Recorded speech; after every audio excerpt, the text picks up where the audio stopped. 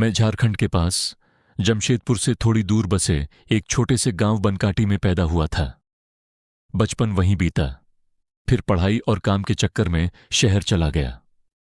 अब मैं एक छोटा सा कंटेंट क्रिएटर हूं। मोबाइल, कैमरा और कहानियां। पिछले साल दुर्गा पूजा में घर लौटा तो सोचा गांव की असली डरावनी कहानी शूट करूंगा। लोग पसंद करेंगे। मुझे क्या पता था कि कहानी में खुद बन जाऊंगा। गांव वैसा ही था, कच्ची सड़कें, तालाब के पास पीपल का पेड़, शाम होते ही जलती दिए और दूर जंगल की काली रेखा।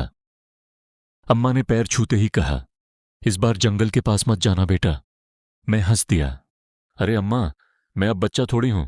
रात को चाय पीते समय भैया बोले, सुना है ना, जंगल की भूतनी फिर दिखने लगी है। मैंने रिकॉर्डिंग मोड ऑन कर लिया।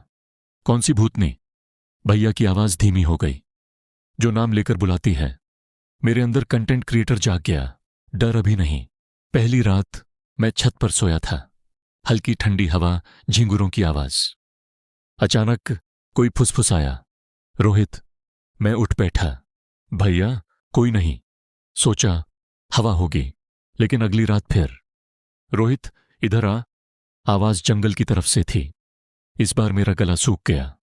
तीसरे दिन गांव में खबर फैली, मंगलू काका का बेटा नहीं मिला। लोग बोले, आखिरी बार उसे खेतों के पास देखा गया था, जंगल की ओर जाते हुए। शाम को मैं शूट करने निकला, मोबाइल कैमरा ऑन। जंगल के किनारे पहुंचते ही अजीब सी बदबू आई। गीली मिट्टी, सड़े पत्ते और कुछ और। तभी पीछे से आवाज आई, भाया रुक जाओ। मैं पलटा, कोई नहीं, लेकिन कैमरे में एक परछाई थी मेरे बिल्कुल पीछे। डर के मारे मैं सीधा गांव के पुराने ओंझा जग्गू बाबा के पास गया।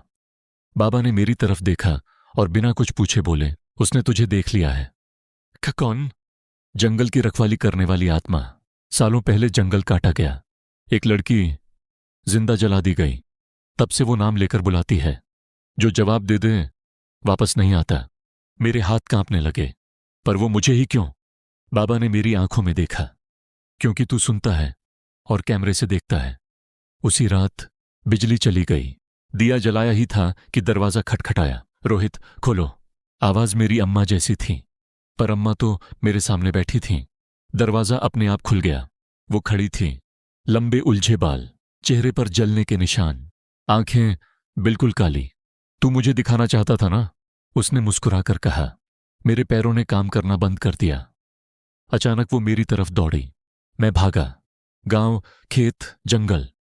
पीछे से उसकी हंसी, पेड़ों से टकराती आवाजें। मेरे कानों में बस एक ही बात, रुक जा, कहानी पूरी कर। मैं गिर पड़ा। मोबाइल हाथ से छूट गया। उसने मेरा चेहरा पकड़ा। ठंडा, बहुत ठंडा। अब तू बोलेगा मेरी कहानी। सुबह गांव वाले मुझे ढूंढते हुए जंगल पहुंचे। मेरा मोबाइल जमीन पर पड़ा था, कैमरा ऑन था।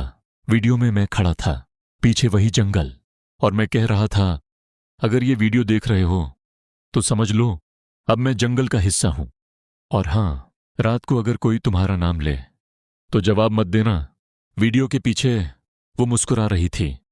और आज जब मैं ये कहानी सुना रहा हूं, तुम्हारे पीछे भी कोई खड़ा है।